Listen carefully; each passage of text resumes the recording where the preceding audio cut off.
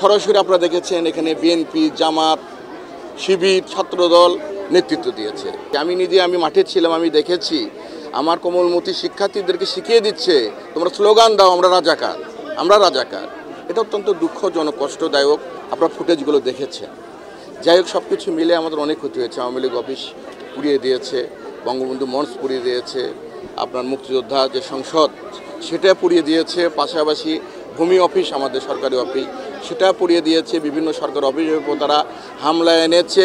বগুড়াবাসীকে অনুরোধ জানাবো আগামী দিনে যাতে এরকম কেউ যদি তাণ্ডব চালাতে চায় আন্দোলনের নামে, বা কোনো প্রকার যদি নৈরাজ্য করতে চায়, জঙ্গিবাদ করতে চায়, সন্ত্রাস করতে চায়, আমরা হাতে হাত রেখে, কাঁধে কাঁধ রেখে, একমত হয়ে এদের বিরুদ্ধে প্রতিরোধ গড়ে তুলব। আর আপনারা জানেন এই আপনার তাণ্ডব হওয়ার কারণে যে ক্ষতিগ্রস্ত হয়েছে, বিশেষ করে গরিব মানুষেরা, তাদের জীবিকা নির্বাহ করা কঠিন হয়ে গেছে। ঠিক সেই মুহূর্তে আমাদের মাননীয় প্রধানমন্ত্রী 18 কোটি মানুষের সেই আশ্রয়স্থল বঙ্গবন্ধু কন্যা জননেত্রী শেখ হাসিনা সবাইকে নির্দেশ প্রদান করেছে যাতে এই দরিদ্র মানুষের পাশে দাঁড়িয়ে আমরা যেন তাদেরকে সহযোগিতা করতে পারি।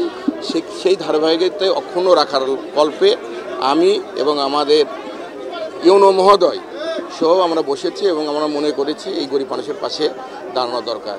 সেই সাপেক্ষে দাঁড়িয়েছি। 250-টিরও বেশি ডিজাইন অপশন নিয়ে ওয়ালটন স্মার্ট ফ্রিজ, বোঝে আপনার প্রয়োজন।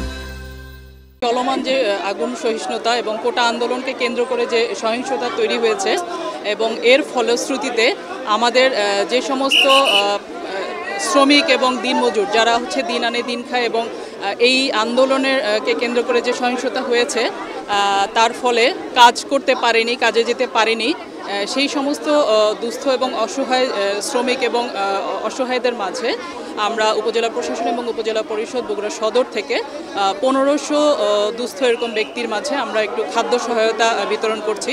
আপনারা জানেন মাননীয় প্রধানমন্ত্রী নির্দেশনা দিয়েছেন যে এই সমস্ত লোকদের পাশে থাকার জন্য। সেই নির্দেশনা মোতাবেক আমরা আসলে এদের পাশে দাঁড়াতে চেয়েছি।